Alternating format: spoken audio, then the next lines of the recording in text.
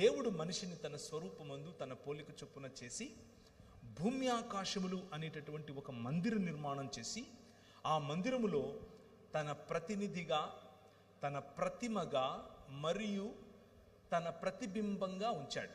3 పదాలు: తన ప్రతినిధిగా, తన ప్రతిమగా మరియు తన ప్రతినిధిగా లేదా ప్రతిబింబంగా ప్రాణ ప్రతిష్ఠ చేసి ఆ ఆలయంలో ఆ ప్రాణ ప్రతిష్ఠ చేసినటువంటి మనిషిని ఉంచాడు.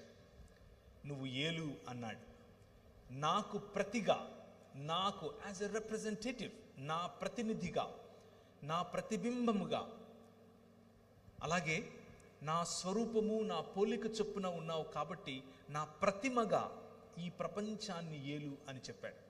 ఇది మనకి ఇవ్వబడినటువంటి బాధ్యతతో కూడినటువంటి ఆశీర్వాదం.